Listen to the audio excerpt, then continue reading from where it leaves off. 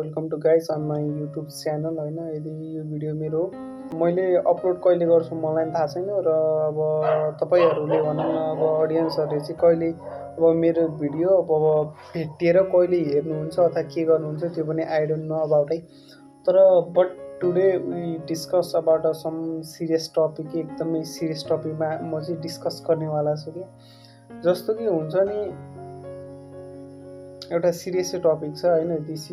This topic is specially for कस्तो भन्दाखेरि अब मानौ 10th क्लास सकेको अब भाइ बहिनीहरूलाई भनौँ होइन, जस्ट हामी त के नै गर्न सक्छौँ र होइन, जस्ट वी क्यान के गाइड गर्न सक्छ होइन, कि त हाम्रो मानव हुनसक्छ कसैले हाम्रो एउटा भिडियोले सानो हेल्पले उनीहरूको फ्युचर डिसाइड हुन्छ अथवा उनीहरूले चाहिँ राम्रो के निर्णय लिन सक्छ, आफूलाई इभ्यालुएसन गर्न सक्छ, यस्तो गर्न सक्छ भने वाइ नट होइन। त्यही भएर यो भिडियो चाहिँ धेरै लामो नि हुनेवाला छैन। त्यो सो अब भिडियो अन्तिमसम्म हेरेर साथ दिनु होला है त भनौँ होइन। त्यसपछि अब कुरो आयो कि कस्तो भन्दा 10th क्लास सकेको भाइ बहिनीहरू ल मैले स्पेसली यही केसलाई लिएर मैले यो बनाउँछु भने भिडियो बनाएको। जस्तो कि हुन्छ नि अब लाइफको एउटा जस्तो कि 10th क्लासलाई आइरन गेटसम्म भन्छ कि अब हुन त मान्छेको लाइफ अब एज बढ्दै जाने क्रममा बिस्तारै बिस्तारै बढ्दै जाने क्रममा यो एउटा हामीले फेस गर्नुपर्ने एउटा च्यालेन्ज पनि हो है। अब यो च्यालेन्ज पनि हो। अनि अर्को एउटा भन्नुपर्दाखेरि एउटा कुरा के भन्दाखेरि जस्तो कि अब 10th क्लासको त्यो एससीको इक्जाम हुन्छ, उनीहरूलाई कति प्रेसर हुन्छ, कति तनाव हुन्छ, उनीहरूले कति पढाइ हुन्छ, त्यो त्यति धेरै तनाव 12लाई हुँदैन कि। अब 12को नि इक्जाम आउँछ, एनइबीको बोर्डको आउँछ, अब त्यसको नि कति धेरै तनाव हुन्छ, त्यो ब्याचलर लेभलको स्टुडेन्टहरूलाई त्यति फिलसम्म त हुँदैन कि, हुँदैन है। अब भन्नुको मतलब सबै कुरा चाहिँ आफ्नो लाइफसँग रिलेटेड एउटा त्यो चेन्जेस हो होइन, त्यो फेस गर्नुपर्ने चाहिँ अब प्रत्येक मान्छेको लाइफमा आउने त्यो हो, त्यो फेस गर्नुपर्छ भन्नु खोजेँ जस्ट यति। अनि मान्छे त्यसरी पढाइ हुन्छ होइन, त्यति अब दिन रात नभनी पढ्नेले पढाइ हुन्छ, आफ्नो फ्युचर राम्रो बनाउँछु डिसाइड गर्छु भनेर एकदमै जिउ ज्यान लगाएर यति गजबले पढाइ हुन्छ। अनि त्यसपछि अनि अब रिजल्ट पनि आउँछ। अब कतिले त अब के भन्छ त्यो के अरे 10 सकेर कतिले त अब कति मान्छे अब 10 क्लास सकेर कतिजना मान्छे रङ वेमा गएको नि देखा छँदैछ। अब हुन्छ नि अब चाहिँ नि यस्तो अब नेगेटिभ के ड्रिङ्क्सहरू लिने, यो गाँजा भाङ धतुरो खाने, यताउता अल्लारे हुने, यताउता यस्तो नि देखाएको छ कि 10 क्लास सक्ने बित्तिकै मान्छेहरू यस्तो भएको छ कि अब किन भन्दा तिनीहरूले अब त्यो एउटा ट्र्याक बिर्स्यो कि अब आई थिङ्क होइन, त्यस्तो हुन्छ क्या। अनि त्यही भएर कोहीले चाहिँ अब पढाइ हुन्छ दिन रात नभनी आफ्नो पुरा लगाइरहेको हुन्छ होइन। अनि त्यस्तोको लागि अब घरबाट फ्यामिलीबाट कस्तो हुन्छ भन्दाखेरि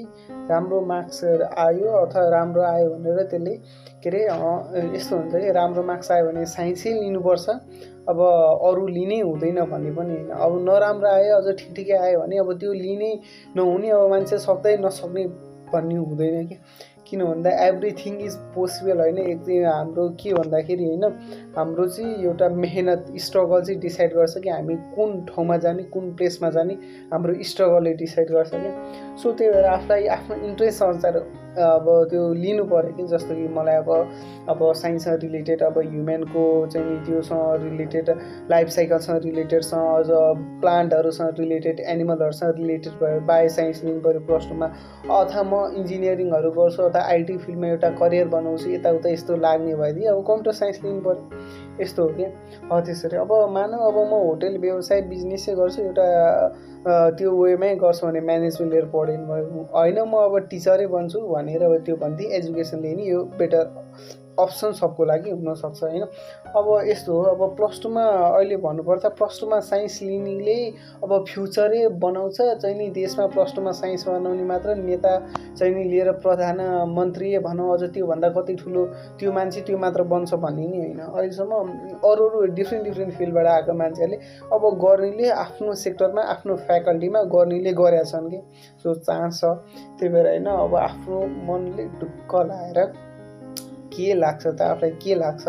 आफू केमा चाहिँ गर्न सक्छु, आफ्नो इन्ट्रेस्ट केमा छ त त्यो पत्ता लगाएर अब घरको फ्यामिली ब्याकग्राउन्डहरू यताउता हेरेर आफ्नो परिवारले आफ्नो त्यो त्यति रकमहरू डिजर्भ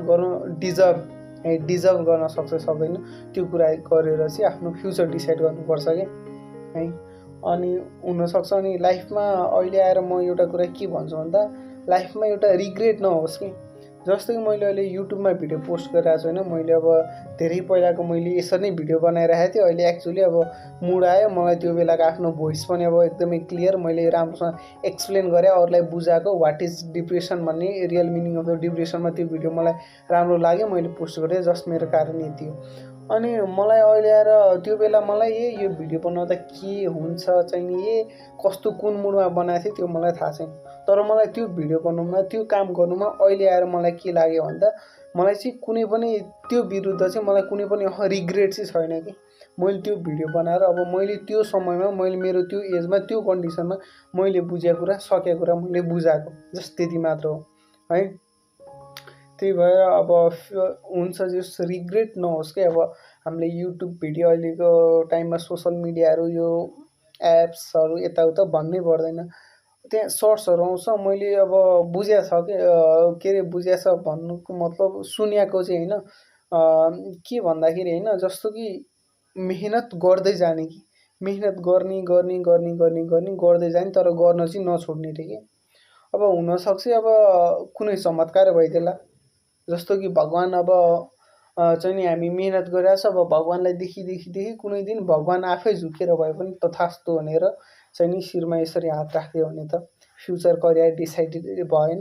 राम्रो एउटा गोलमा पुग्न सकिन्छ नि होइन सो होइन नआत्तिने नहडबडाउने यताउता होइन आफ्नो फ्युचर चाहिँ मजाले सोच्नुपर्छ कि अहिलेको अब यो टाइममा अब मैले नि देखिरहेको छु अब हाम्रो टाइममा त यति धेरै अब खुल्ला यताउता त थिएन अहिलेको टाइममा मान्छेहरू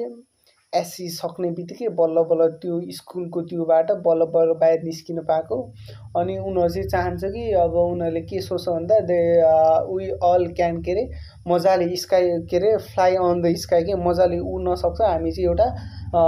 के भन्छ खुला समुद्रमा एउटा कुवामा राखेको भ्यागुतालाई चाहिँ समुद्रमा लगेर छोडे जस्तै हामी चाहिँ आजाद भयौँ होइन एउटा त्यो पिजडामा राखेको चरालाई छोडे आजाद भयो भने सम्झ्या हुन्छ बिस्तारै गर्दा गर्दा उनीहरूले अब कहिले अब लाइफको एउटा सर्टेन टाइममा गएर उनीहरूले रियलाइज गर्छ अनि गर्नै पर्छ कि काश मैले यो दिन यस्तो गरिदिए भए मैले यस्तो गरे आज मेरो लाइफ बेटर हुन्थ्यो नि योभन्दा यस्तो त हुन्थ्यो नि भन्ने हुन्छ कि सो है भिडियोको लागि यति हो होइन सो अब सबैको फ्युचरको लागि बेस्ट अफ लक पनि भन्न चाहन्छु होइन यो भिडियो मेरो कन्टेन्ट अथवा मेरो भोइसहरू भनौँ everything is okay so you can like share subscribe and support my channel होइन जस्ट मेरो एम भने चाहिँ अब ममा नै एउटा ट्यालेन्ट भनौँ एउटा क्यापासिटी भनौँ म यो एउटा चाहिँ स्किल भए पनि छ कि म चाहिँ आई वान्ट टु जस्तो कि के गर्न चाहन्छु भन्दा बाहिरी मासमा ल्याउन कि कम्युनिकेट गर्न है एउटा सानो एउटा वर्ल्ड क्रिएट गर्न चाहन्छु so please support see in the next video tata bye bye video चाहिँ धेरै लामो भइसकेको छ अहिले